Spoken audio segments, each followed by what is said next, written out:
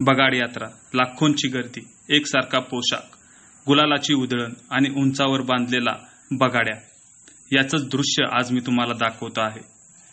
बावधन डोंगराच्या कुशीत बसलेलं गाव, तेथेच भरते महाराष्ट्रातील सर्वात मोठी बगाड यात्रा. काशीनाथाच्या नावानं चांगभलचा जयघोष सुरू झाला आहे. लाखो भाविक गुलालात न्हाऊन निघाले आहेत. रंगपंचमीच्या दिवशी ही यात्रा भरते आणि खिलार बैलाच्या सह्यानं हे बगाड ओढलं जातं. अशी ही चित्तथरारक बगाड यात्रा.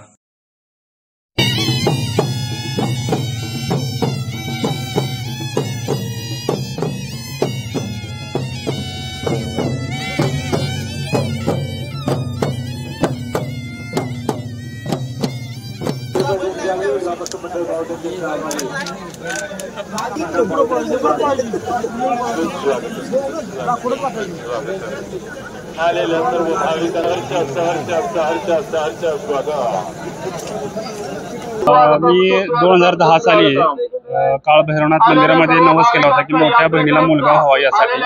पहिल्यांदा तिला 3 मुली आहेत, त्याच्यानंतर चौथा अपत्य जे आहे मुलगा आहे आणि तो नवस 2011 साली पूर्ण झालेला आहे.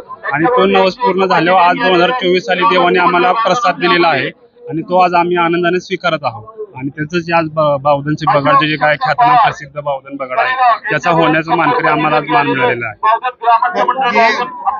किती वर्षापासून तुम्ही या यात्रेला येता, काय त्याच्याबद्दलचं महात्मा सांगायला? मी साधारण 20 ते 25 वर्षापासून या यात्रेला येतो. हे प्रसिद्ध खूप बावधनचं ख्यातनाम बगाड आहे. श्रद्धा आणि लोकांची भावना, देवावरती खूप श्रद्धा आहे, त्याच्यामुळे हे प्रसिद्ध आहे बावधनचं बगाड. सालाबार प्रमाणे आम्ही याही वर्षी बगाड यात्रा साजरी करतोय. ह्या वर्षी पण बगाड यात्रा सुरू झाली, तर यावर्षी जरा जास्ती गर्दी, खूप मजा येते. आमचे नवस असतात सगळ्यांचे की आम्ही चप्पल वगैरे काही घालत नाही. आणि आम्ही काय लोकांचे 1.5 महिना असतो, काय लोकांचा 5 होळीपासून आम्ही चपला पाळत नाही. म्हणजे आमचा नवस असतो देवाकडे की. आणि जसं तुम्ही बघितलं की आता सकाळी बगाड निघालं तर तिथं सोनेश्वर म्हणून एक देवस्थान आहे, तिथून आमचं बगाड यात्रा निघते. बगाड निघतात तिथून आम्ही तसं 7 जोड्या बैलांचं लावतो. प्रत्येक ह्याच्यामध्ये 7 जोड्या लावतो बैलांचा. टोटल 14 बैल असतात. आम्ही बैल पण आम्ही म्हणजे बाहेरून चांगले एकदम उत्कृष्ट पद्धतीचे आम्ही बैल आणतो बाहेरून. खिल्लार बैल एकदम, तुम्ही शर्यतीला म्हटलं तरी पण एकदम पळणारे एकदम बैल.